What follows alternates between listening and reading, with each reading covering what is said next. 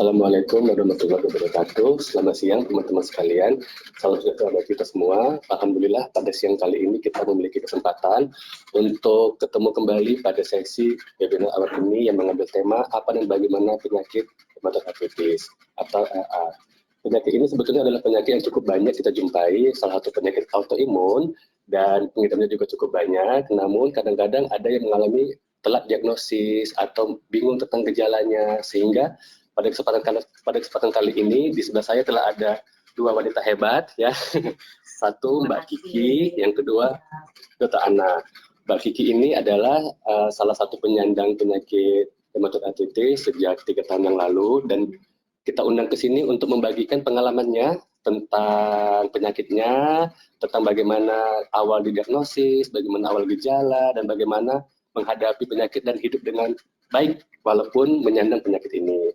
Selanjutnya nanti ada Dr. Ana Yana, spesialis penyakit dalam, konsultan hematologi. Beliau akan menjelaskan tentang penyakit ini, dan juga nanti kita akan ada diskusi dan tanya jawab. Mudah-mudahan nanti insya Allah Dr. Ana akan menyampaikan banyak sekali ilmu untuk kita sehingga bisa kita aplikasikan di kehidupan kita, khususnya untuk teman-teman mungkin yang menonton yang juga mengidap penyakit yang sama atau memiliki gejala yang sama, mungkin nanti bisa lebih memahami tentang penyakit ini.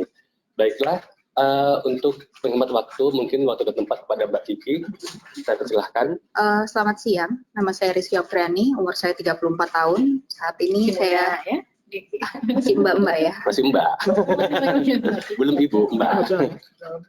Saya domisilinya di Tanjung Barat, Jakarta Selatan. Saat ini saya mengikuti komunitas Sahara. Sahabat. Apa tuh Sahara tuh? Sahabat RA, komunitas Sahabat RA. Jadi memang komunitas ini menghimpun orang-orang dengan RA, keluarga pasien, kemudian ada dokternya juga. Kita mengadvokasi ketersediaan obat, kemudian menggalang awareness orang-orang di sekitar kita untuk bahwa ini ada loh penyakit namanya RA. Seperti itu. Kemudian gejala awal ya, Dok. Baik, ya. Oke, saya ceritakan dari awal. Gejala awal yang saya rasakan itu terjadi ketika bulan Juni 2017. 3 tahun yang lalu ya, Mbak? 3 tahun yang lalu. Tegak diagnosa autoimunnya itu November 2017.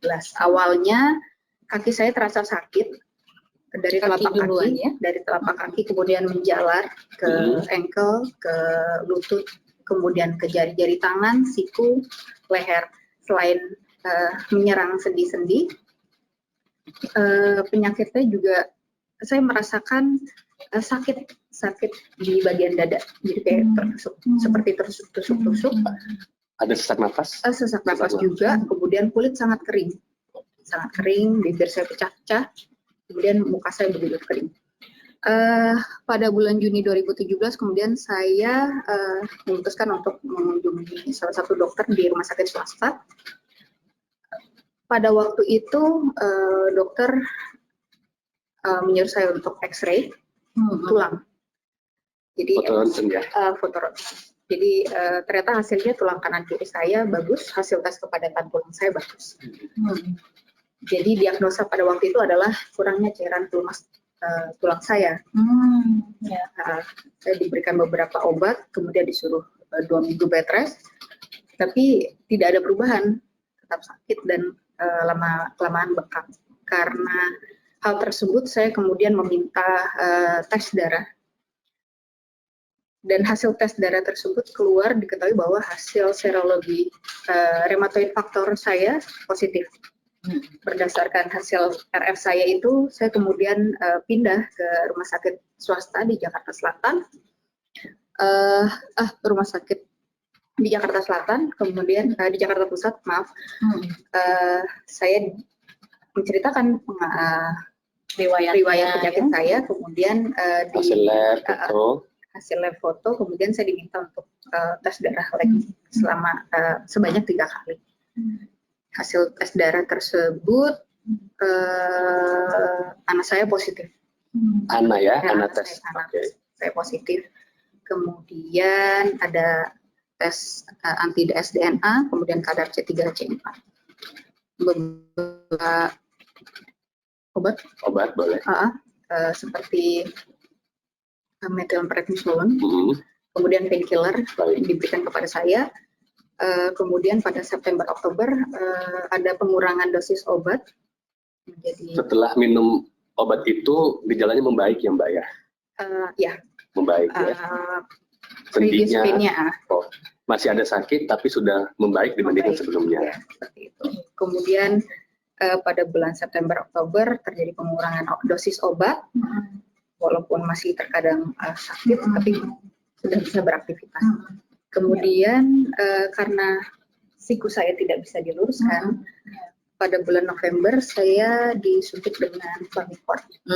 Ya, sempat diinjeksi juga ya? Injeksi dengan Plamicort di situ. Pada bulan itu juga saya di stop methylprednisolone, hanya diberikan painkiller dan mecobalamin. Jadi obatnya terakhir masih dengan painkiller sama mecobalamin itu vitamin ya, vitamin B12. Oke. Belum ada obat rematik khusus yang diberikan ya sampai bulan Oktober 2017. Sampai November 2017. Karena hal tersebut saya kemudian memutuskan untuk pindah ke rumah sakit ketiga. Second opinion ya, ke rumah sakit ketiga. Third opinion. Third opinion lagi bukan third opinion ya. Third opinion. Mungkin sudah vote atau shift kali ya. Kan sebelumnya sudah ke lain-lain juga ya beberapa ya. Saya memutuskan ke rumah sakit tersebut. Kemudian saya ceritakan gejala saya, kemudian dengan hasil-hasil tes saya. Kemudian saya diminta untuk tes darah kembali. Hasil tes tersebut menunjukkan bahwa CCP IgG saya itu 491,8 dari nilai rujukannya 5. Jadi anti CCP-nya tinggi banget ya? Iya. Anti CCP tinggi, fotometer positif, anates positif. Iya. Kemudian vitamin B25H saya itu 22,1 dari nilai rujukannya 30. Turun sedikit ya. Nah, berdasarkan gejala klinis saya dan hasil tes darah yang sudah dilakukan sebelumnya, dokter tersebut menegakkan diagnosis saya adalah penderita rheumatoid arthritis. Jadi itu bulan 11 ya Mbak ya? Bulan 11 setelah bulan Juni tadi ya mengalami gejala, kemudian melakukan banyak lab, foto, kemudian bulan 11 tegak diagnosis ya? Iya, betul. Adapun obatan yang diberikan ketika saya setelah tegak diagnosis saya itu adalah MTX 2,5 mg, ini seminggu sekali 4 tablet. Kemudian LAM ada methylprednisolone 2 mg setiap Senin, Rabu, Jumat. Kemudian ada folic acid dan beberapa obat untuk lambung. Seperti itu. Kalau untuk kondisi fisik saya sih sekarang saya dalam keadaan stabil, tidak flare. Saya masih bisa berkegiatan, saya masih bisa jalan 10.000 langkah sehari. Bagus sekali, 10.000 Gol banget. Kita kadang-kadang nggak nyampe ya dok ya. Jadi tidak menghambat, alhamdulillah tidak menghambat aktivitas saya setiap hari. Kalau boleh tahu Mbak Kiki ini aktivitasnya apa sehari-hari? Saya advokat. Baik. Saya masih aktif kerja ya? Masih alhamdulillah. Sidang, tapi masih sidang loh. Masih ikut sidang ya? Saya nggak ikut kantor yang di firm gitu, jadi saya jalan sendiri. Karena private law firm. Private law firm. Jadi lebih bisa mengatur kegiatannya sendiri ya. Baik. Jadi Mbak, bulan 11 itu udah mulai didiagnosis, tegak diagnosisnya, kemudian obatnya itu MTX. Kemudian sampai saat ini obatnya apa dosisnya tetap sampai saat ini atau sempat mengalami dinaikkan dosisnya? Sempat turun, kemudian flare. Turun sampai berapa paling rendah? 3 sih. 3 tablet kecil ya? 3, tapi waktu itu berbarengan sama methylprednisolone, jadi kayak turun MTX, turun metil gitu, jadi kayak drop banget gitu. Jadi akhirnya ya udah methylprednisolone yang diturunkan, MTX-nya tetap. Paling tinggi dosisnya Mbak MTX 4 ya? Oh alhamdulillah nggak begitu ini ya kan, baik. Saat ini sudah bagus Mbak ya kondisinya ya? Ya. Nah ketika awal Mbak didiagnosis itu rasanya gimana Mbak? Rasanya sih Biasa-biasa aja atau kadang ada beberapa orang yang ngerasain sedih karena ini di keluarga saya pun asing, tidak ada yang tahu ini penyakit apa sih gitu. Bahkan kakak saya tuh di keluarga kita tuh nggak ada riwayat yang punya RA. Jadi memang atau penyakit autoimun jenis lain tidak ada. Tidak ada. Jadi I'm the only one gitu. Jadi kayak saya mencari info, sempat drop juga karena waktu itu mama saya baru meninggal Januari, terus saya kena Mei, saya tegak diagnosanya itu November itu, jadi kayak tek gitu. 1 tahun itu banyak sekali kejadian yang mungkin ini Mbak ya. Tapi karena ya hidup harus tetap berjalan, saya jadi mengumpulkan informasi. Hal pertama yang saya lakukan adalah mengumpulkan informasi. Saya cari dari laman internet, saya buka websitenya Mayo Clinic, saya buka websitenya Rheumatoid Arthritis ORG, kemudian saya buka juga arthritis ORG. Saya browsing, ternyata penyakitnya seperti ini, dan bisa di-handle lah. Mulai kapan Mbak gabung di komunitas? Kadang-kadang pasien kalau ada teman-teman satu komunitas mungkin saling menguatkan, saling bagi info gitu. Karena di keluarga saya tidak ada yang mengidap penyakit ini, saya kemudian mencari komunitas yang menaungi orang-orang dengan RA. Setelah browsing sana sini, minta tolong orang di Instagram. Media sosial ya. Media sosial yang sebelumnya saya pun tidak kenal gitu. Akhirnya saya bertemu dengan Yayasan Sahara ini. Yayasan Sahabat RA ya, yang menghimpun orang-orang dengan rheumatoid arthritis di dalamnya. Kemudian saya masuk di WA grupnya. Cukup informatif, kita dapat banyak hal di situ, informasi mengenai RA, kemudian kegiatan untuk orang-orang dengan RA, ya yoga, talk show seperti itu. Jadi memang sangat membantu sekali. Salah satu kegiatan kita saat ini juga ada hubungannya dengan itu. Diseminasi info untuk teman-teman yang lain, untuk awam ya. Karena jujur saja, saya juga awalnya awam sekali dengan RA. Saya dulu mikirnya ini kanker tulang. Iya. Bukan RA. Mungkin yang sakit banyak banget. Karena bengkak di sendi-sendi tulang. Gitu. Belum bisa dibedakan yang mana yang sendi, mana yang tulang, dan yang lain-lain ya Mbak. Baik. Seperti itu. Dan Yayasan Sahara ini ketuanya siapa sih sekarang? Ibu Evi. Jadi didirikan pada tanggal 1 Agustus 2018 di Bandung dengan pembina Bapak Iman, Ibu Evi sebagai ketua umum dan Ibu Emma sebagai ketua harian. 2 tahun yang lalu ya? Iya, 2 tahun. Kalau itu kan Mbak anggota awal kali ya? Iya kan? Ya, di awal-awal kebentuk. Saya 2018 sih, ya. Baik. Ada beberapa pasien yang kebanyakan pasien memang merasa sangat terbantu kalau masuk dalam komunitas ya. Tapi ada beberapa juga memang tergantung komunitasnya. Ada beberapa juga yang justru merasa takut karena di komunitas itu kadang-kadang ada yang menyampaikan keluhan-keluhannya masing-masing. Jadi bagaimana komunitas itu berkembang itu juga mempengaruhi anggota-anggota di dalamnya. Dan saya lihat kelihatannya Sahara cukup baik sehingga Mbak Kiki sebagai anggotanya merasa terbantu, merasa mendapatkan banyak informasi ya, tidak malah merasa ketakutan dengan ada beberapa info-info yang datang dari pasien-pasien. Pasiennya banyak pasti anggotanya. Baik, mungkin untuk pengalaman Mbak Kiki cukupnya Mbak ya. Selanjutnya kalau kita ada pertanyaan untuk Mbak Kiki bisa disampaikan melalui. Iya. Saya menyampaikan kembali nanti setelah sesi ini nanti akan ada dibuka sesi diskusi dan tanya jawab. Jadi di aplikasi teman-teman bisa melihat itu ada box untuk mengetikkan apa yang ingin ditanyakan. Jadi mungkin sudah boleh jika ada yang mau ditanya boleh diketikkan, nanti kita akan baca satu-satu dan akan kita diskusikan.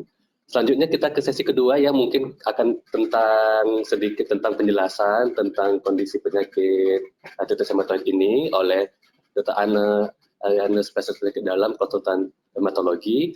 Beliau saat ini adalah staf pada divisi Rheumatologi, Departemen Ilmu Penyakit Dalam, FKUI, RSCM, dan punya banyak pengalaman ya, dan juga punya banyak pasien yang autoimun, salah satunya pasien artritis reumatoid ini. Dan mungkin beliau akan menyampaikan banyak sekali pengetahuan kepada kita, dan juga teman-teman boleh nanti jika ada yang ingin ditanyakan kepada beliau, boleh nanti diketikkan di aplikasi. Mungkin Dok, saya waktu dan tempat silahkan Dok. Terima kasih Dr. Faisal. Sebetulnya pengalaman saya nggak terlalu banyak jauh berbeda dengan Dr. Faisal. Ya, Dr. Faisal juga teman saya sama-sama di divisi rheumatologi FKUI RSCM. Terima kasih Bu Kiki sudah menyempatkan hadir jauh-jauh di tengah-tengah jadwal sidangnya, pasti sangat sibuk.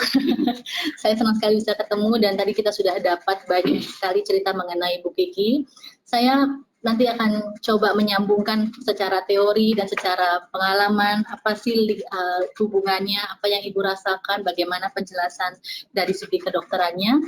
Semuanya tujuannya adalah untuk meningkatkan pemahaman kita. Yang utama sih sebetulnya awareness dulu, kesadaran tentang penyakit RA atau rheumatoid arthritis. Ini bahasa Inggrisnya, bahasa Indonesia adalah arthritis rheumatoid. Dan yang kedua adalah memperdalam pemahaman supaya kita semua yang ikut dalam webinar ini bisa menjadi agen-agen sosialisasi. Buat siapa? Buat keluarga, buat tetangga, buat lingkungan kita yang memiliki gejala seperti ini supaya tidak telat diagnosis. Ini daftar riwayat hidup saya. Terakhir saya memang melakukan penelitian di bidang rheumatoid arthritis terhadap bagaimana efek penyakit rheumatoid arthritis ini terhadap kerusakan tulang. Ya. Ke slide berikutnya.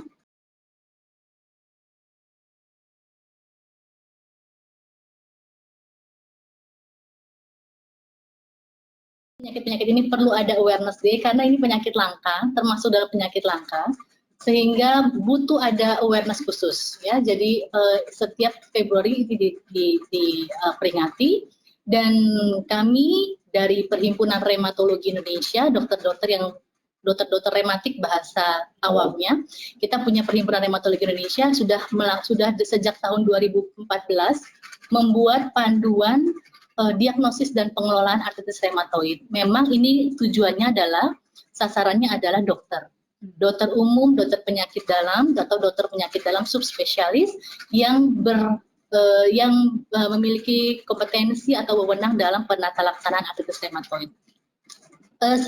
Ibu-ibu, bapak-bapak peserta webinar ini bisa mengakses di www.rheumatologi.or.id. Di sini ada kolom untuk bertanya, atau di Instagram kita rematik_autoimun. Jika ada hal-hal yang diperlukan untuk dalam hal informasi mengenai penyakit-penyakit rematik atau rheumatoid arthritis itu sendiri. Nah, tadi disampaikan oleh Bu Kiki, gejala awal yang Bu Kiki dapatkan ini adalah adanya suatu proses nyeri-nyeri sendi, betul ya Bu ya, nyeri sendi disertai dengan bengkak. Jadi sebetulnya artritis rheumatoid itu apa sih? Artritis rheumatoid itu adalah satu kelompok penyakit termasuk dalam penyakit autoimun yang tersering. Jadi kalau dibandingin lupus, salah satu penyakit autoimun, dia nomor 1, lebih tinggi prevalensinya. Prevalensinya itu mencapai 1%, laporannya 1% di antara populasi. Jadi kalau kita punya 230 juta penduduk saat ini, kalau kita ambil range prevalensi 1%, maka kemungkinan besar bisa sampai 2.300.000 orang Indonesia yang menderita artritis rheumatoid yang mungkin tidak terdiagnosis. Cukup banyak ya Dok, yang 2 juta. Cukup banyak.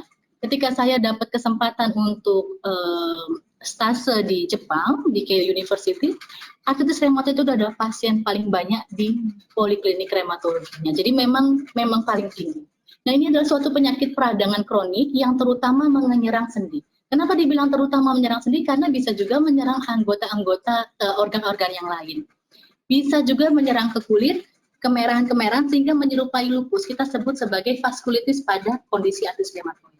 Beberapa bisa disertai dengan kerontokan rambut. Itu juga penyebabnya karena artritis rheumatoid. Beberapa bisa menyebabkan mata merah.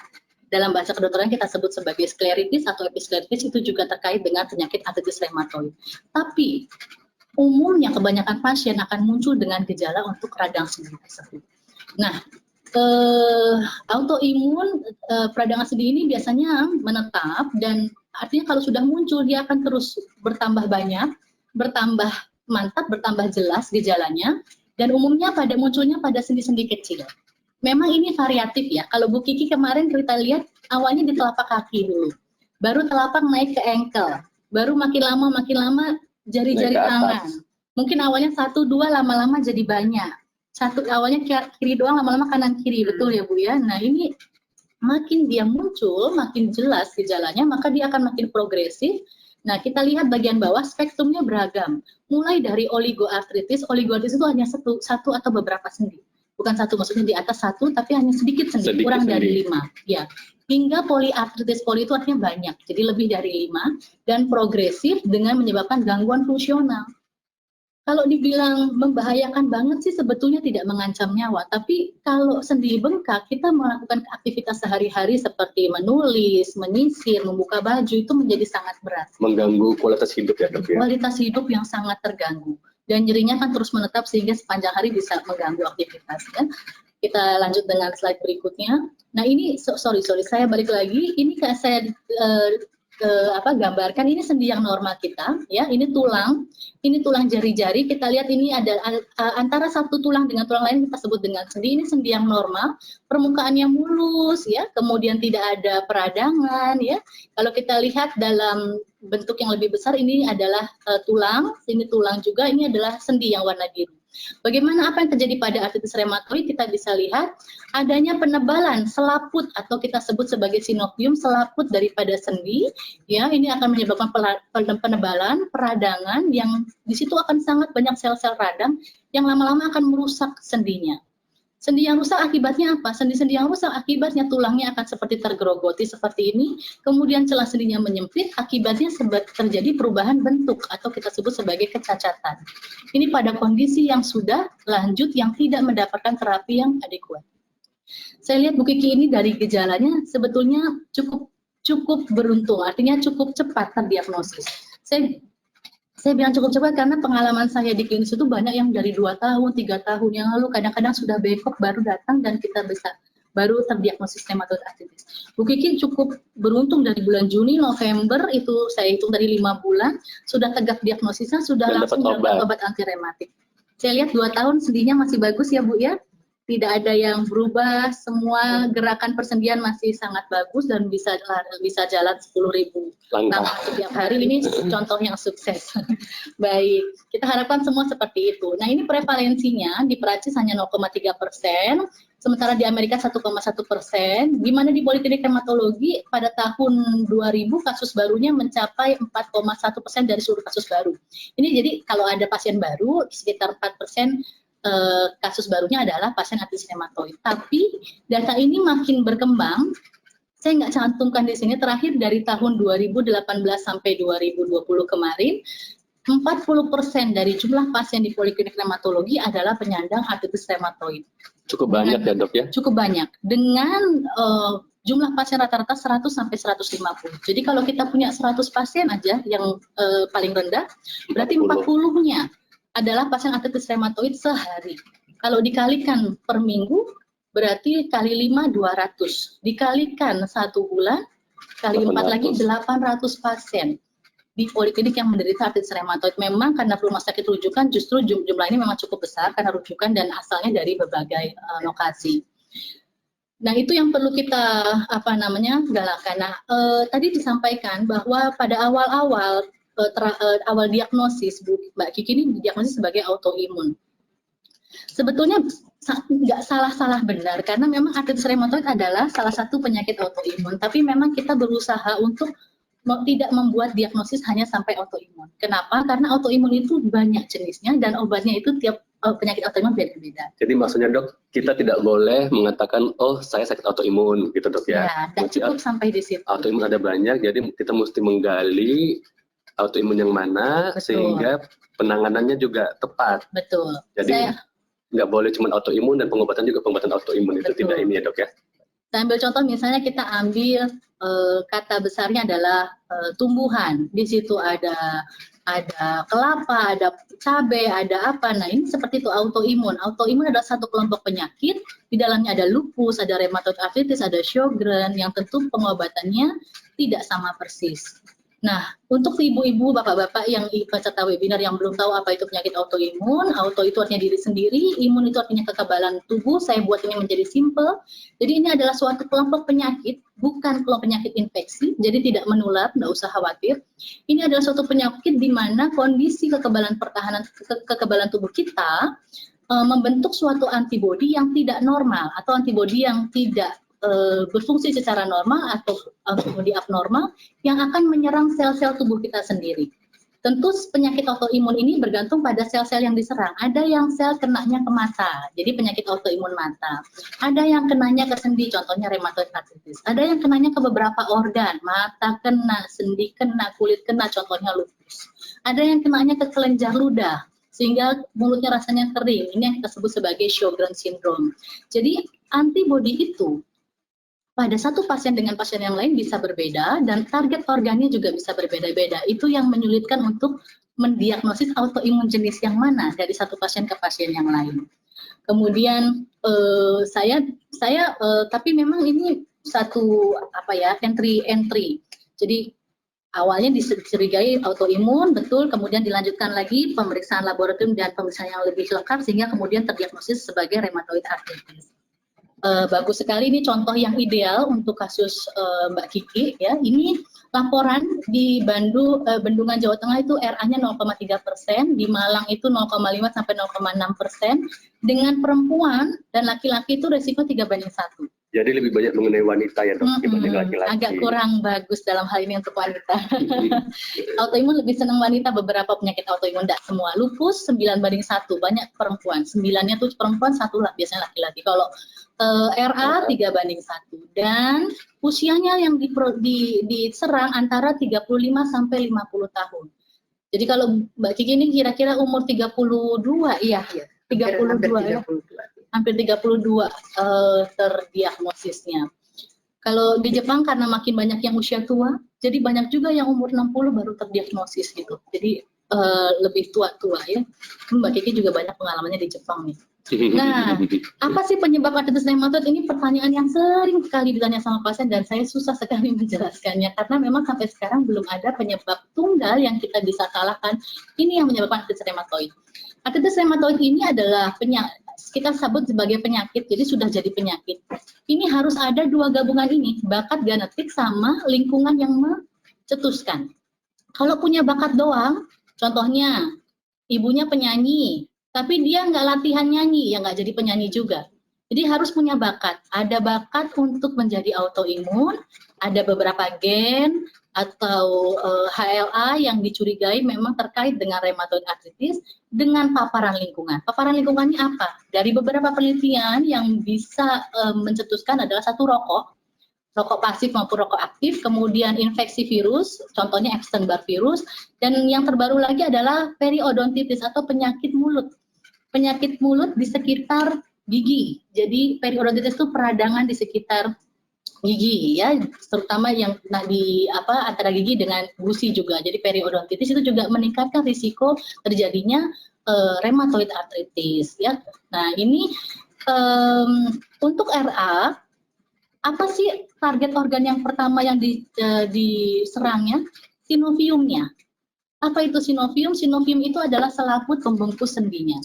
Pelapis sendi ya dok? Iya, lapisan sendinya ya, pembungkus sendinya itu sinovium itu adalah target utamanya dia. Tapi karena kerusakan keradangannya aktif, akhirnya kemana-mana. Ya tulang di sekitar sendinya pun juga mengalami kerusakan. Tapi yang diserang adalah sinoviumnya. Oke, nah gejalanya itu macam-macam. Yang paling sering adalah tentu gejala pada sendi. Gejala pada sendinya itu biasanya adalah awalnya adalah nyeri, lama-lama bisa bengkak. Lama-lama beberapa sendi yang bengkak itu bisa merah atau teraba hangat. Disertai dengan kaku pagi yang cukup dominan, yaitu lebih dari 30 menit. Betul ya Mbak Kiki ngerasain seperti itu waktu awal? Saya harus, kalau pagi saya harus pakai air hangat gitu, kayak setengah jam lebih gitu baru bisa. Ya. Kalau saya nggak bisa gerak. Kaku ya Mbak? Iya. Kaku. Jadi ini sering banget dilaporkan pada pasien-pasien ya, dan pasien itu memang cari cara sendiri. Memang betul banyak sekali yang ngerendam air hangat dulu, baru enakan, baru bisa ditaruh ya. Itu awal-awal sih. Awal-awal sebelum dapat pengobatan. Oh baik. Itu gejala yang cukup khas. Nah, gejala-gejalanya ada lagi gejala di luar sendi, memang ini cukup jarang. Biasanya terjadi pada kelompok yang antibodi, yaitu faktor reumatoidnya dan anti-CCP-nya tinggi. Bisa ada nodul reumatoid, yaitu benjolan di sekitar sendi yang keras. Nah, itu adalah kumpulan sel-sel yang tidak normalnya, ya, sel radangnya. Kemudian akibat pengobatan juga bisa menyebabkan penurunan massa otot. Nah, ini beberapa pasien juga ada yang nggak banyak merah-merah di kulit. Jadi itu adalah radang pada pembuluh darah kulit terkait rheumatoid arthritis-nya. Begitu RA-nya diobatin, radang merahnya juga hilang, sendinya juga perbaikan. Beberapa tapi nggak, pada kondisi yang berat bisa menyebabkan adanya radang di paru juga, sehingga pasiennya mengeluhkan sesak napas. Tadi saya sempat lihat ada gejala juga seperti sesak napas di awal ya Mbak Kiki ya. Sesak napas pada pasien RA ini bisa karena keterlibatan paru, tapi juga bisa karena di antara tulang iga kita, jadi paru kita di atasnya ada tulang iga, itu ada sendi-sendi juga. Nah, sendi itu juga bisa meradang sehingga ketika kita narik tuh kayaknya nggak bebas, sehingga ada rasa seperti tertahan, sesak seperti itu. Pada tahap dini, kita akan melihat sendinya hanya bengkak, tapi tidak ada perubahan bentuk. Nah, ini tahap lanjut yang tidak dapat pengobatan anti rematik yang cukup adekuat. Jadi kalau dikasih obat radang doang, bisa nggak dok kayak begini? Bisa. Jadi pakai obat radang, bengkaknya hilang, tapi sendinya tetap bengkok. Itu sebabnya obatnya itu nggak cukup dengan obat anti radang, harus obat dengan obat anti rematiknya sendiri. Nah, ini adalah sendi-sendi yang sering terkena pada artritis rheumatoid. Bisa di sini ya ibu-ibu, di TMJ, temporomandibular junction, di rahang ya. Di rahang atas, rahang bawah, kemudian di bahu, pergelangan tangan, siku, jari-jari, jari-jari kaki, ankle, makin berat makin banyak sendi yang terlibat. Nah, ini adalah perubahan bentuk yang terjadi pada kondisi yang berat. Ini kita cukup khas ini pada pasien artritis rheumatoid. Ini yang kita sebut perubahan bentuk atau deformitas Boutunia. Jadi kayak orang ngambil kancing, dibuka kancing. Kelihatannya bengkok ya dok ya? Bengkok ini ya, ini bengkok seperti ini. Nah, ini yang ini adalah deformitas swan neck atau leher angsa. Jadi bengkok di ujung, kemudian ininya juga bengkok. Ini yang swan neck. Kalau yang ini kayak ngambil kancing. Ini perubahan bentuk yang kita harapkan pasien-pasien era zaman sekarang jangan sampai udah begini baru ke dokter. Kalau bisa pada saat fase ini aja. Dan memang alhamdulillahnya sekarang lebih banyak yang aware sehingga banyak yang datang dalam kondisi masih bagus sendinya. Beda kalau zaman saya dulu masih sekolah koas, banyak sekali yang udah bengkok-bengkok. Ya, nenek-nenek ya biasanya dok ya, nenek-nenek datang karena bengkok. Iya, betul-betul. Nah ini ya, 1 bulan pertama kan kita bisa lihat sendinya masih bagus. 6 bulan agak-agak mulai kritik nih kalau telat minum obatnya. 2 tahun, nah ini udah bentuk seperti ini. Kalau seperti ini, kita obatin, radangnya nggak aktif, tetap aja nih susah buat nyendok, buat nyisir, ini tetap aja akan mengganggu. Jadi dok, kalau penyakit ini didiagnosis dalam waktu yang cepat itu sebelum 6 bulan, sebelum bengkok itu bisa mencegah ya dok ya? Mencegah kerusakan. Kita harapin jangan ketemu di sini. Mbak Kiki 5 bulan ya? 5 bulan, cukup, alhamdulillah. Bagus ya. Bagus ya. Dan biasanya kalau di ronsen juga akan masih normal pada fase-fase awal ini. Kalau sudah lebih lanjut ini mulai sempit sendinya. Yang ini masih ada celahnya, ini udah sempit. Nah yang ini udah nggak keru-keruan, udah bengkok, udah nggak kelihatan lagi celahnya. Ya, jadi harapan seperti itu. Nah ini contoh satu pasien saya kita bisa lihat ya, kalau nggak biasa melihat sendi memang sepintas kayaknya biasa-biasa aja, tapi ini kita bisa lihat ya, yang ini sendinya normal, yang ini bengkak. Iya. Yang ini normal, ujungnya ini bengkak. Yang ini normal, yang ini bengkak. Yang ini normal, ini bengkak. Jadi memang sendi pada RA senangnya di sini nih. Di sini lama-lama bisa ke sini, naik ke pergelangan tangan, tiap orang beda-beda. Ya ini dari pinggir lebih kelihatan lagi bengkak-bengkaknya. Kemudian, nah ini lutut. Nah lutut kita bisa lihat ya, yang ini, yang sebelah kirinya bagus, ada lekukannya normal. Nah yang ini bengkak, ya kita bisa lihat yang sebelah kanan bengkak. Kalau kita di reumatologi, kadang-kadang untuk membantu menegakkan diagnosis, kita bisa ambil cairan sendinya. Nanti kita periksakan. Kalau karena pengapuran yang tadi sempat dibilang kurang pelumas, itu hasilnya akan sendiri. Kalau karena RA hasilnya sendiri. Jadi kalau ada cairan di sendi besar, kita bisa aspirasi untuk menambahkan nilai diagnosis kalau tidak cukup dijelaskan dengan hasil laboratorium. Tapi itu nggak selalu dilakukan. Nah, ini kita bisa lihat ya pergelangannya ini masih bagus. Nah, gimana cara menegakkan diagnosis artritis rheumatoid, Dok? Gitu ya. Kalau pada kasus yang apa istilahnya khas, spesifik, bukan spesifik, kasus yang khas, di mana sendinya kena banyak, rematik faktornya positif, itu cukup mudah untuk didiagnosis sebetulnya. Tapi pertanyaannya adalah, ini tadi antibodinya nggak normal pada RA itu ada 2 yang kita biasa temukan dan paling banyak temukan, rematik factor dan anti-CCP. Kebetulan Mbak Kiki ini dua-duanya positif ya.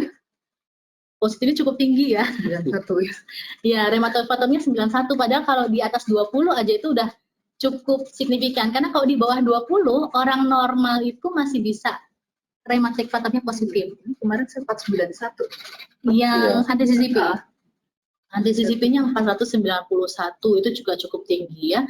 Cuma nggak semua orang RA seperti itu. Makanya ada kelompok RA yang kita sebut sebagai RA seronegatif. Karena rheumatic factor-nya negatif, anti-CCP-nya negatif, tapi memang dia gejalanya khas RA. Kenapa, Dok? Karena ada antibodi lain yang belum ditemukan namanya sekarang yang juga memiliki sifat seperti RF sama anti-CCP. Nah, untuk itu dibuat suatu scoring. Ini saya ambil yang udah dibahas Indonesia kan dari buku Perhimpunan Rekomendasi Perhimpunan Rheumatologi Indonesia tadi. Kita membuat scoring berdasarkan 4 poin ini. Kalau skornya di atas 6, ini sudah bisa kita diagnosis sebagai RA. Yang pertama, yang kelompok A kita lihat jumlah sendinya. Kalau makin banyak sendi yang terkena, kita lihatnya 4-10 sendi kecil, nilainya akan tinggi 3.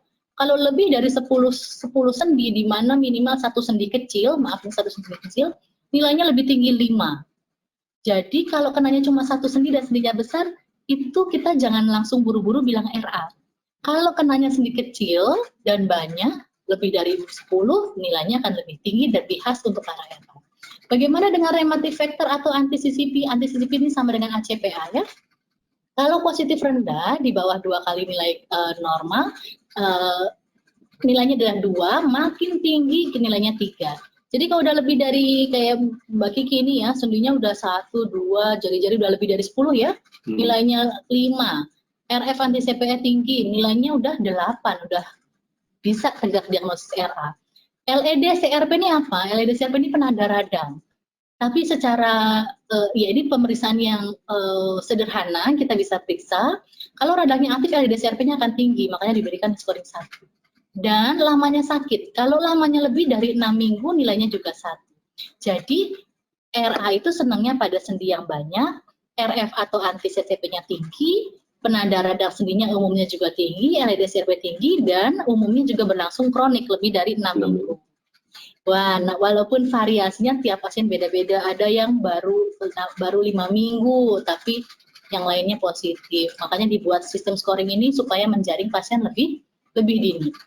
Hati-hati, ada banyak penyakit yang mirip kayak RA. Contohnya apa?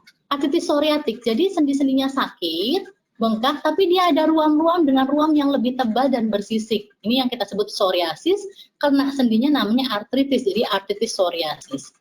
Lupus. Nah, lupus juga bisa nyeri-nyeri sendi, tapi biasanya ada ruam-ruam seperti ini, ruam pada pipi yang seperti kupu-kupu, ini kita sebut sebagai butterfly rash.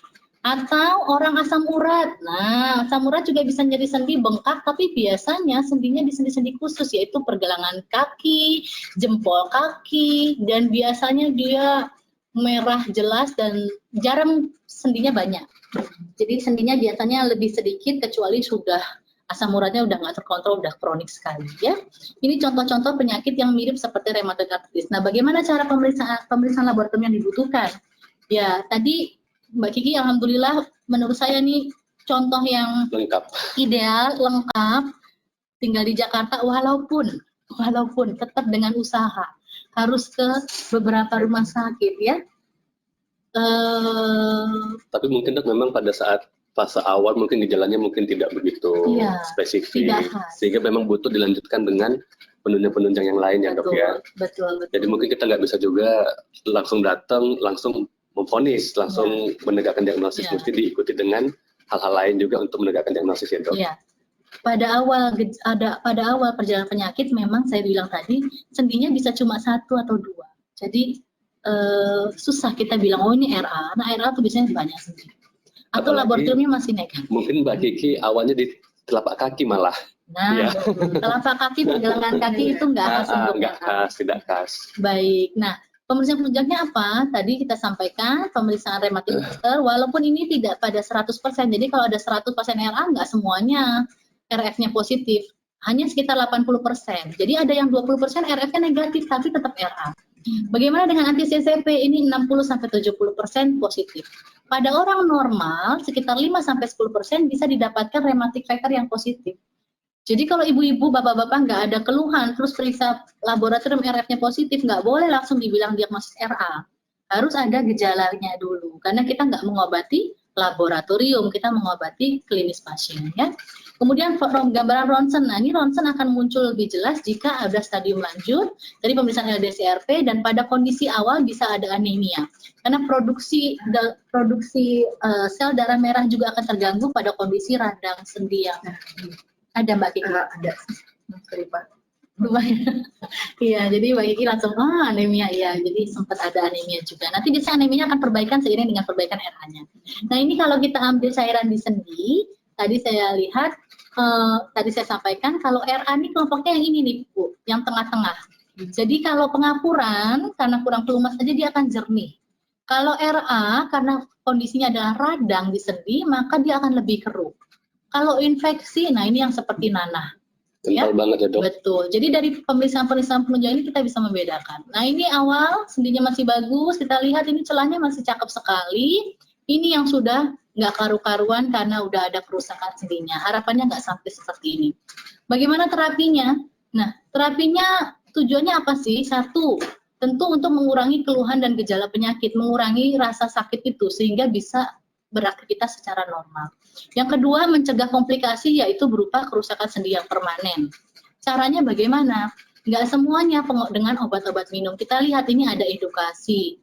Jadi, ibu-ibu, bapak-bapak yang sudah terdiagnosis dengan rheumatoid arthritis harus memperkaya pengetahuan diri sendirinya tentang penyakit itu sendiri. Nah, ini sudah dilakukan sama Mbak Kiki nih. Alhamdulillah udah baca langsung, tapi memang nggak semua pasien memiliki latar belakang pendidikan yang cukup tinggi bisa mengakses internet sendiri ya. Untuk itulah peran dari satu komunitas Sahara ini bisa saling sharing dari yang baca ke ngasih tahu yang belum baca. Jadi itu penting sekali dan mendiskusikan setiap penyakit, misalnya diberikan obat A nggak cocok, jangan langsung stop pindah dokter. Sampaikan dulu ini nggak cocok sehingga dokter akan memberikan solusi apakah dokter obatnya diganti atau dilakukan terapi yang lain ya. Kemudian program rehabilitasi yang tujuannya untuk menguatkan otot, menjaga kelunturan otot, mencegah kecacatan juga ya. Nah baru kemudian kita berikan pengobatan. Pengobatan ini ada obat utamanya adalah DMARD atau Disease Modifying Anti-Rheumatic Drug. Bahasa Indonesia-nya apa dok? Obat anti rematik yang memodifikasi perjalanan penyakitnya supaya nggak bengkok. Nah, kortikosteroid sama OAINS ini adalah obat radang. Sifatnya apa? Sifatnya hanya membantu saja kerja dari yang utama ini. Dan yang ini dua ini kita berikan jangka pendek, yang DMARD ini jangka panjang sampai penyakitnya itu terkendali atau mencapai yang kita sebut sebagai remisi atau kondisi tidak aktif.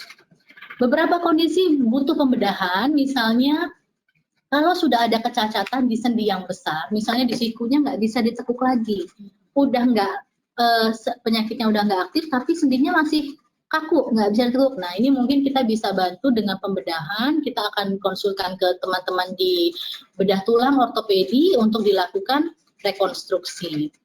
Baik, nah obat-obatan ini, Bapak Ibu yang belum kenal obat-obatannya, ada dua macam kelompok obat-obatan untuk RA. Yang pertama obat DMARD yang non-biologik. Non-biologik itu artinya apa? Sintetis.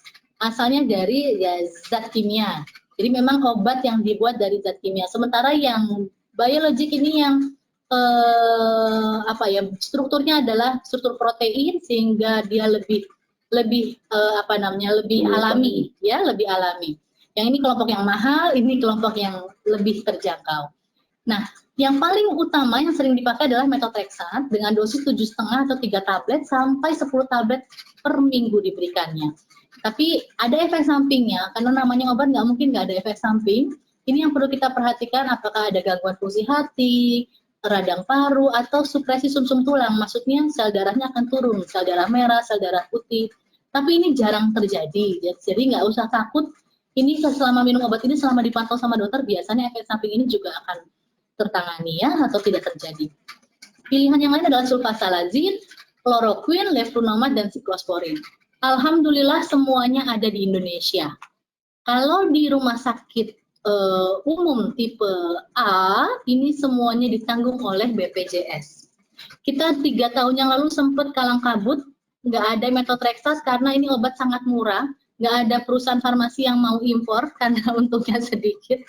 Jadi akhirnya kita dari Perhimpunan Reumatologi bersama-sama dengan pasien juga mengadvokasi Kementerian Kesehatan. Kementerian Kesehatan menunjuk farmasi, nah sekarang sudah alhamdulillah sudah diproduksi di Indonesia. Jadi ini sudah ada semua bebas. Nah, kloroquine kita punya yang baru namanya hidroksikloroquine. Ini juga alhamdulillah tahun ini sudah mulai produksi di Indonesia. Jadi nggak usah import lagi ya, Dok? Nggak usah import lagi. Tapi saya nggak boleh sebut mereknya, dikira sponsor gitu ya. Jadi enggak. Tapi intinya ini semua udah ada di Indonesia. Nah, yang ini memang kita masih impor semua ini. Ini masih impor semua. Ini adalah obat-obat yang kita sebut sebagai biologik, di mana kita berikan kalau tidak respon atau tidak toleransi terhadap pemberian obat yang ini. Kita berikan obat-obat di sini. Ada etanercept, infliximab, golimumab, rituximab, yang paling umum adalah tocilizumab.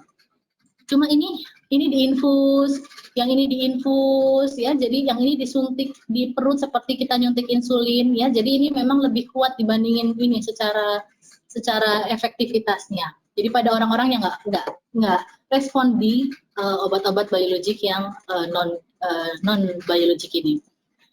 Dan alhamdulillahnya kita juga udah baru bulan ini kita dapat kabar baik. Tocilizumab juga sudah masuk dalam formularium obat nasional Indonesia. Jadi kita harapkan pasien-pasien kita yang nggak mampu, yang nggak bisa pakai ini, bisa nantinya menerima tocilizumab. Kalau yang lain-lain belum di ACC, kita terlalu mahal ya.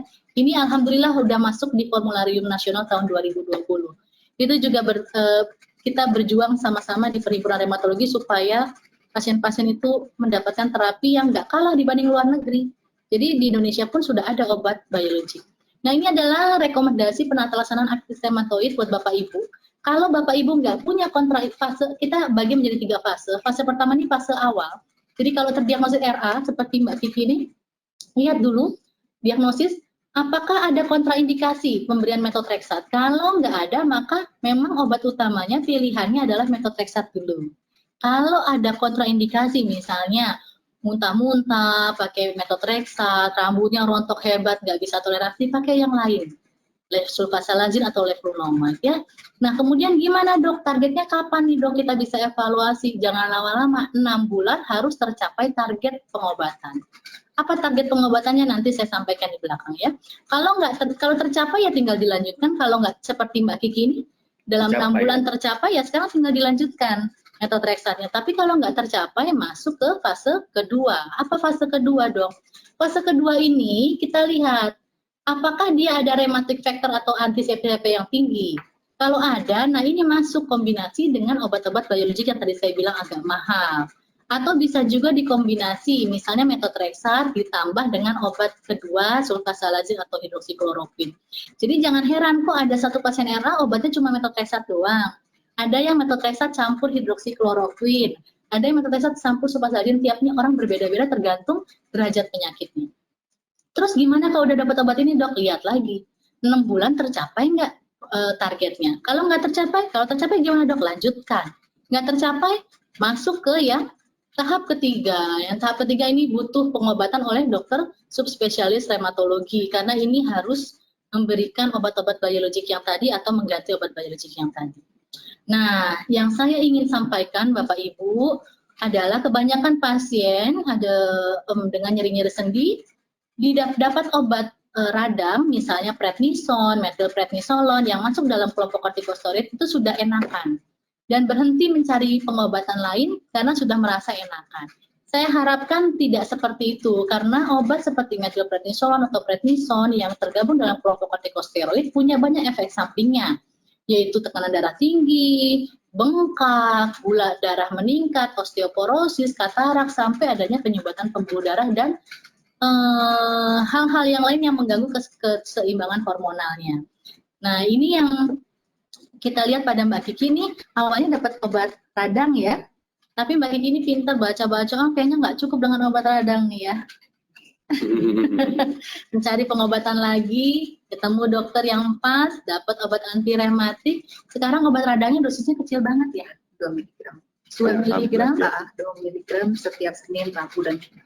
2 mg setiap Senin, Rabu, Jumat. Jadi itu udah tablet paling kecil, dibagi 2 lagi, Senin, Rabu, Jumat. Mudah-mudahan dalam beberapa waktu ke depan bisa lebih kecil lagi, misalnya Senin, Kamis ya, kemudian lama-lama bisa lepas dari obat kortikosteroid. Harapannya itu. Karena beberapa pasien berhasil tanpa obat steroid. Jadi asal dosis methotrexate-nya sudah pas, jadi nggak usah pakai steroid lagi. Nah, jangan lupa ibu-ibu juga jangan minum piroxicam, meloxicam terus-terusan ya, karena ini ada efek sampingnya, perdarahan di lambung, risiko penyakit jantung, gagal ginjal dan lain-lainnya. Sehingga dari sini pesan saya adalah kalau belum dapat obat anti rematik harus dapat obat anti rematik. Nanti pilihannya bisa macam-macam. Nah, sekarang pertanyaannya, target pengobatan saya kalau saya punya penyakit artritis reumatoid apa sih, Dok? Target pengobatannya adalah kondisi penyakit remisi atau tidak aktif yang saya gambarkan dengan warna hijau. Yang kalau awal-awal biasanya aktivitasnya tinggi, jadi sendinya banyak yang bengkak, ya. Kalau udah dapat obat akan turun, sendinya makin dikit, aktivitas sedang. Dikit lagi aktivitas rendah. Kalau udah nggak ada sendi yang sakit, sel darahnya LED-CRP udah normal, ini yang kita sebut sebagai kondisi remisi atau tidak aktif. Tapi nggak semua orang bisa nyampe di situ. Ya, ini ada studi nih di RSCM tahun 2016 kan ya ini ya, 18 maaf nggak pakai kacamata nih, 18. Ternyata dari 100% pasien RA di RSCM yang mencapai remisi itu 13%. Yang serendah itu 17%. Target terapi itu nggak semuanya harus remisi. Minimal aktivitas rendah aja udah cukup bagus. Jadi ini sekitar 30% ini mencapai target. Yang 30% lagi belum mencapai target, yang 40% masih, yang 30% masih tinggi, 28% masih tinggi, yang 41% masih sedang. Ini artinya nggak mudah untuk mencapai remisi. Dan ini dipengaruhi sama kepatuhan berobat.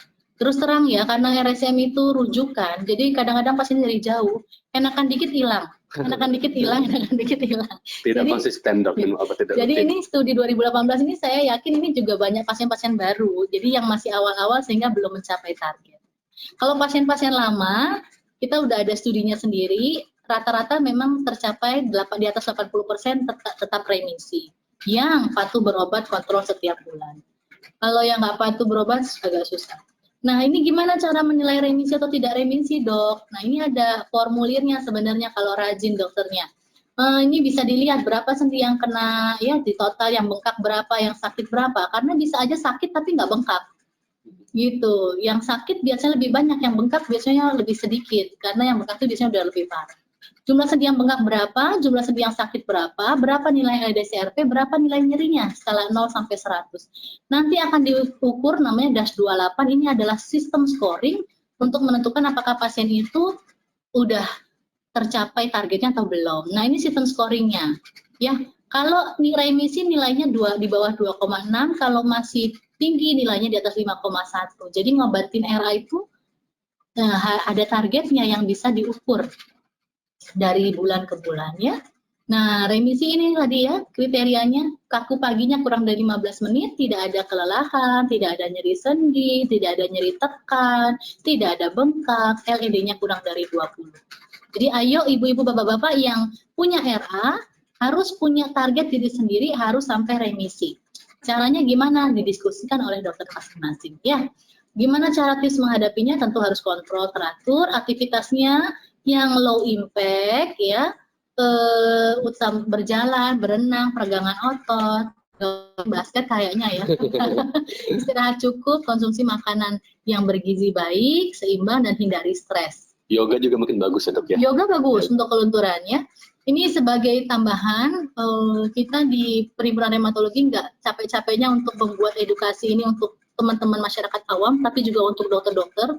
Ini ada beberapa rekomendasi yang kita buat supaya se-Indonesia ini penanganannya itu standar, sesuai standar ya, yaitu untuk rekomendasi pengelolaan gout itu asam urat, kemudian spondyloartritis, osteoartritis itu pengapuran, kemudian penggunaan obat radang juga ada aturannya. Peradangan spondyloartritis seronegatif ini adalah autoimun yang jenis lain, kemudian RA ya yang saya sebutkan hari ini, dan lupus yang terbaru tahun 2018 kemarin. Terima kasih dari saya rasa cukup, mungkin bisa lanjutkan untuk tanya jawab, mudah-mudahan bermanfaat. Alhamdulillah, makasih Mbak Vicky, makasih Dr. Ana. Nah, saya buka sesi tanya jawab, ini sudah ada beberapa yang nanya, saya bacakan dulu satu ya, oleh Bapak Gede Dharma di Buleleng, Bali. Oh, jauh ya. Bali, ya. Jadi di Bali mungkin beda kondisinya dengan di ibu kota. Di Buleleng mungkin, apalagi mungkin di FKTP, di puskesmas atau di klinik yang tidak memiliki penunjang-penunjang yang lengkap. Nah, dengan jika pasien datang dengan sendinya banyak yang bengkak, banyak yang sakit, kaku kaki juga dijumpai, mengkonsumsi NSAID tidak membaik, kemudian dugaan kuat adalah penyakit artritis reumatoid. Namun pasiennya tidak bisa dilakukan penunjang, kemudian tidak bisa dikonsulkan ke spesialis, mungkin efek jauh mungkin ya dok ya. Nah, mungkin yang ditanyakan apakah dengan pasien yang ini apakah bisa langsung dicoba pengobatan MTX tadi dok? Atau obat-obatan yang lain misalnya HCQ. Baik. Ya, baik.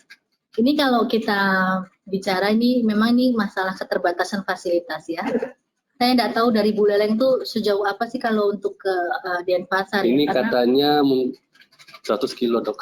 100 kilo. Iya cukup jauh, mungkin di kabupaten, di desa atau kecamatan kecil. Ya, karena kita udah punya pusatnya di Udayana Bali ya, itu situ samalah setara VRSCM untuk dalam pemeriksaannya. Tapi kalau memang tidak bisa, karena bengkak sendi ini harus disingkirkan hal-hal yang lain, karena bengkak sendi itu disebut sebagai artritis. Penyebabnya itu bisa autoimun, bisa non autoimun. Saya kasih contoh ya, misalnya ada beberapa penyakit keganasan atau tumor, di mana ketika pasien itu punya tumor itu gejalanya ada radang sendinya juga, ngikut gitu. Sejawat harus pastikan nggak ada yang lain-lain, nggak ada tumor, nggak ada infeksi. Jadi murni betul-betul ini autoimun. Gimana caranya kalau kita nggak bisa negakin autoimun karena fasilitasnya nggak memungkinkan kita melakukan pemeriksaan, minimal singkirkan yang ini. Tentu kalau tumor kita bisa singkirkan dengan pemeriksaan fisik, ya tidak ada benjolan, tidak ada kelainan darah, kemudian dengan infeksi kita bisa lihat tidak ada demam. Ya dokter bisa masukkan ke dalam sistem scoring yang tadi saya sampaikan. Sistem scoring dari ACR American College of Rheumatology. Sistem scoring ini minimal sejawat harus mendapatkan satu sendi yang bengkak baru masukkan ke dalam sistem scoring ini dan menyingkirkan hal-hal yang lain. Tidak ada keganasan, tidak ada infeksi, tidak ada lupus ya. Masukkan dalam sistem scoring ini. Di atas 6 sejawat bisa mulai pengobatan. Jadi kalau masih di bawah 6 jangan ya. Jadi memang kita untuk MTX itu kan dikatakan satu DMAT ya, disease modifying anti rheumatic. Jadi memang diagnosis mesti tegak dulu sebelum kita tambahkan DMAT tadi dok ya. Iya. Jadi mungkin jawabannya adalah ya coba tegakkan apakah masuk klasifikasi atau tidak sebelum pasien dimulai dengan pengobatan MTX. Mengingat mungkin tadi juga punya efek sampingnya dok ya, apalagi jika diagnosisnya tidak tepat, tetapi ditambahkan atau konsumsi MTX mungkin malah jadi lebih jelek kondisinya. Baik dok, yang kedua ini yang ditanyakan adalah apakah pengobatan artritis reumatoid ini dok long life dok? Atau sampai kapan? Iya. Nah kemudian apakah tadi dikatakan remisi, apakah jika sudah mencapai kondisi remisi, apakah mesti tetap minum obat atau bagaimana dok? Baik, saya jawab pertanyaan yang pertama ya. Untuk long life, ini saya bicara berdasarkan data, berdasarkan keilmuan saya sebagai dokter ya, keilmuan manusia ya.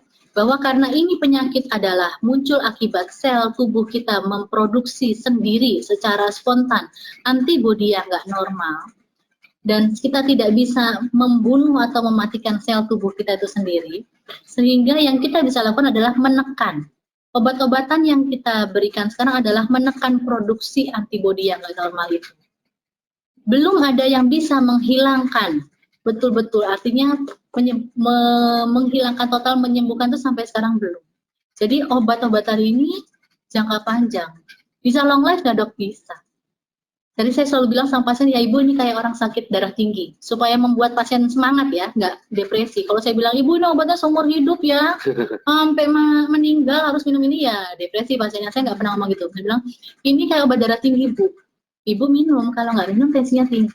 Sama kayak Mbak Kiki ya, sampai sekarang 2 tahun masih minum dengan dosis yang paling kecil. Ketika diturunkan ke 3 tablet seminggu, sakit lagi ya Mbak Kiki. Karena berbarengan waktu itu. Berbarengan ya, nanti mudah-mudahan bisa turun lagi. Pengalaman dok, ada nggak pasien yang sama sekali lepas obat?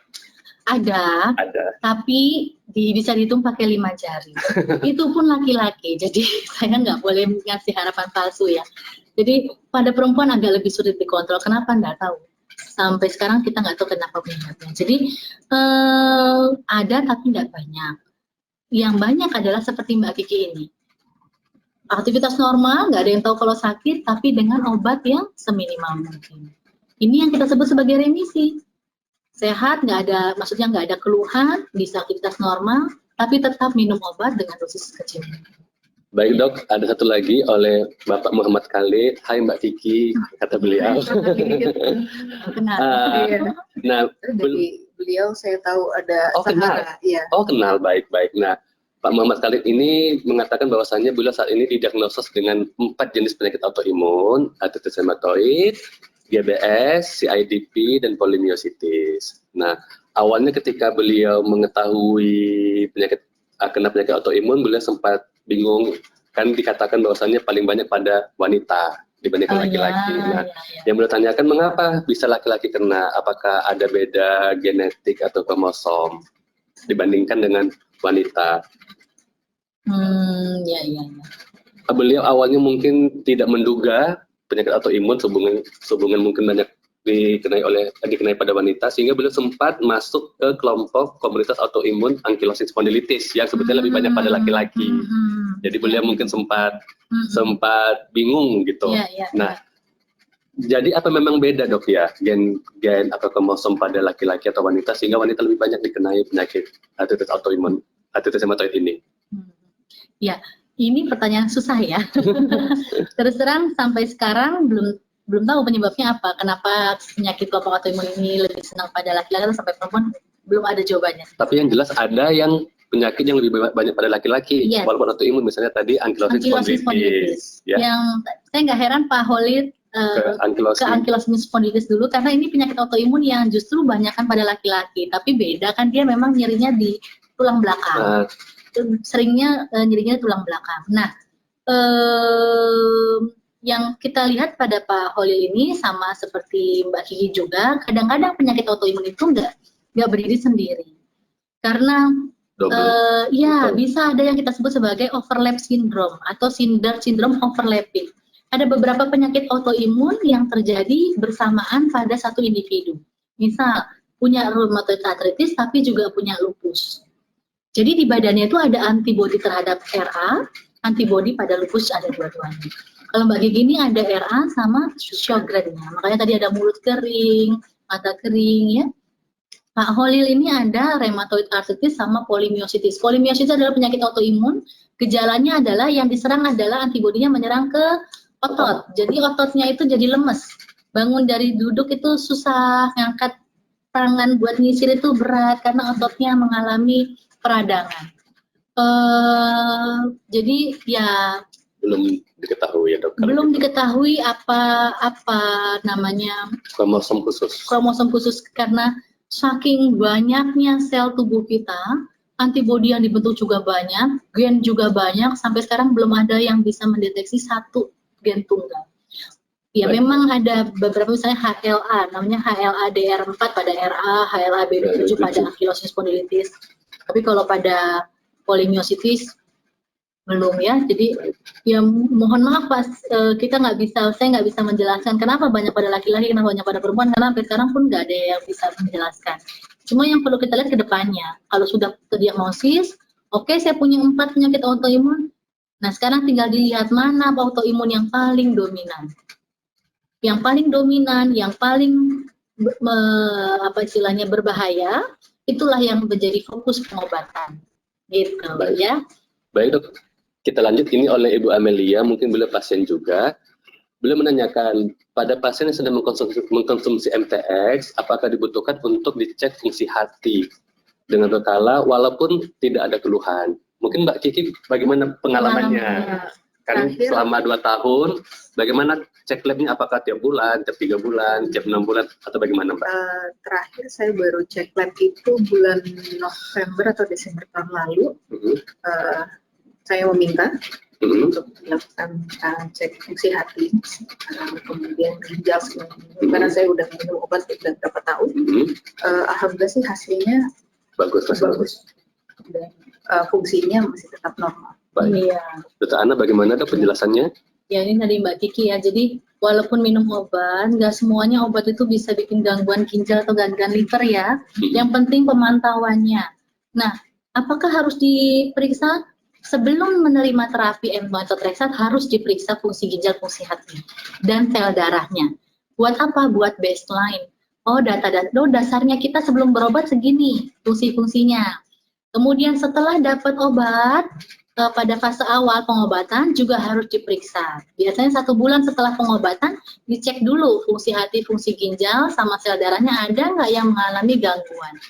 Kalau sudah bagus, selama dosis methotrexate itu masih ditingkatkan, artinya masih ada penambahan dosis obat methotrexate, maka pemeriksaan fungsi ginjal, fungsi hati, dan darah itu harus terus dilakukan. Kecuali kalau sudah menetap, stabil. Oh, ini dari seperti Mbak Kiki udah setahun pakai dosis 4 tablet. Ya udah, nggak usah tiap bulan diperiksa, bisa tiap 3 bulan, tiap 6 bulan kalau memang udah makin bagus, 3 bulan, tiap 3 bulan diperiksa normal, bisa diperjarang lagi tiap 6 bulan. Intinya kalau ada perubahan dosis atau pada fase awal pengobatan itu harus dipantau.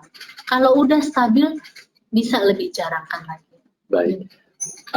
Ini ada satu lagi oleh Ibu Febe Glossa. Beliau menanyakan, pada pasien-pasien artritis reumatoid yang minum metil dalam jangka panjang dan dikatakan sudah kena penyakit Cushing, sindrom Cushing. Nah, bagaimana selanjutnya Dok untuk penggunaan metilnya? Untuk Mbak Kiki, penggunaan metil awalnya dosisnya gimana Mbak di awal? Saya sempat 24 mili. 24 mili dan hari. Saat ini 2 mili 3 kali seminggu. Jadi cukup ini ya. Jauh ya. Jika pemakaian metilnya dosis tinggi dan jangka panjang itu sampai menimbulkan efek sampai gimana Dok? Iya. Nah, sebetulnya itu yang pengen kita hindari ya Bu, kalau bisa jangan sampai Cushing syndrome atau Cushing. Cushing itu apa sih? Cushing itu kondisi di mana kelebihan dosis steroidnya. Tandanya apa? Pipinya besar, bengkak, kita sebut moon face seperti bulan. Gembul. Ya, terus kemudian di sini di punduknya itu juga ada endapan lemak, punuk, kulitnya makin tipis, kadang-kadang ada jerawat di kulitnya ya. Kemudian kalau sudah berat lagi, kalau kita cek hormon, namanya hormon kortisol akan tertekan karena kebanyakan obat dari luar. Nah, ini tentu harus atasi Bu, nggak boleh bertahan dengan kondisi seperti ini. Obat steroidnya harus diturunkan. Gimana Dok kalau obat steroid saya diturunkan tapi saya masih sakit-sakit? Itu artinya obat anti rematiknya belum cukup dosisnya. Jadi, supaya Ibu tidak ketergantungan dengan obat steroid atau obat radang, Ibu harus mendapatkan obat anti rematik dengan dosis yang pas. Makanya kalau dalam pengobatan RA, obat rematik itu dimulai dari dosis kecil, naik sampai Ibu bebas nyeri. Kalau obat radang turun sampai bisa lepas. Gitu. Jadi nanti mungkin Ibu bisa komunikasi ke dokternya ya. terkait dosis antirematiknya, misalnya methotrexate-nya mungkin harus dinaikkan, obat steroidnya tentu harus diturunkan, ya. Ada beberapa pasien saya yang di awal memang sampai Cushing, tapi kemudian setelah diturunkan jadi cantik lagi. Jadi Ibu nggak usah khawatir, insya Allah masih bisa balik lagi. Baik, mungkin satu lagi Dok, oleh Ibu Jun, apakah ada makanan khusus yang bisa dimakan untuk mencegah jangan kena penyakit ini Dok? Diet khusus mungkin. Diet khusus untuk pencegahan autoimmune disease dalam hal rheumatoid arthritis belum ada studinya yang memberikan hasil yang baik dan konsisten. Jadi tidak ada pencegahan khusus untuk makanan. Karena memang diet itu bukan trigger utama penyakit autoimun. Kalau dari studi-studi yang sudah dilakukan, trigger utama adalah rokok, infeksi virus berulang, dan periodontitis atau infeksi di daerah gigi mulut. Jadi kalau punya saudara udah RA, punya saudara rheumatoid arthritis, atau punya orang tua rheumatoid arthritis, supaya saya nggak kena RA gimana dok? Jaga kesehatan gigi mulut, kemudian tidak merokok atau menjadi perokok pasif, kemudian jaga kesehatan supaya tidak sering-sering infeksi. Ya, karena ketika kita infeksi, kena virus, ada antibodi yang muncul. Nah, kalau bakatnya udah nggak normal, bisa ke suatu hari bisa muncul antibodi yang nggak normal. Ya. Itu yang kita hindari. Jadi mungkin kalau untuk diet mungkin tidak ada yang spesifik, tapi ya kita panduan diet umum, diet makanan yang sehat ya dok ya. Betul. Mbak Kiki gimana dietnya selama ini? Ada yang dihindari khusus nggak? Ada yang khusus nggak? Yang mungkin pengalaman Mbak, jika minum ini mungkin sendinya jadi sakit, jika makan ini jadi demam atau gimana? Kalau sih kayak saya semenjak minum MTX ini tuh ada kayak beberapa makanan yang saya tidak bisa makan. Kenapa nggak bisa makan? Mual? Diare.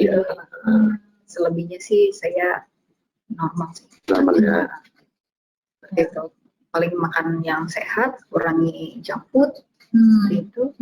Kemudian paling seafood saya hindari seafood yang memicu alergi. Ya. Ya itu dia, karena diet itu bergantung pada orang, apakah ada riwayat alergi, risiko alergi, ya, kemudian, tapi pada dasarnya penelitian-penelitian yang sudah dilakukan nggak ada diet khusus pada RA. Jadi daripada repot-repot, gimana? Kalau ada yang bilang kalau udah RA tidak boleh makan gluten, non-dairy gitu, sebenarnya ngaruh nggak sih? Ya itu ada studinya kecil-kecil di luar negeri, kalau gluten, ada studinya pada jumlah populasi dikit sih, nggak banyak, nggak sampai ribuan pasien RA. Memang ketika dia dibebaskan dari gluten, itu disease activity-nya atau aktivitas penyakitnya menjadi lebih terkontrol. Tapi on behalf atau di atas dengan pengobatan standar.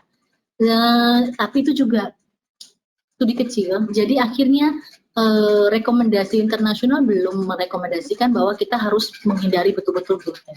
Karena efek diet terhadap RA itu tidak tinggi, nggak cukup besar, dan cukup bisa dikontrol dengan obat-obatan. Jadi kalau pengen banget roti ya monggo silakan gitu. Kecuali habis makan roti langsung bengkak-bengkak, oh ya udah itu dibalikan lagi ke individunya.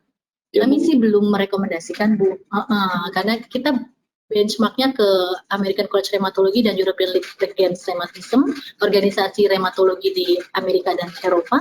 Sampai sekarang belum ada diet khusus yang diwajibkan pada penyandang rheumatoid arthritis. Kembalikan lagi ke individu masing-masing. Mungkin pada studi tadi mungkin pasiennya tidak makan gluten sehingga mungkin dietnya as a whole untuk menjadi lebih sehat mungkin ya. Lebih banyak makan buah-buahan mungkin, sehingga mungkin efek umum.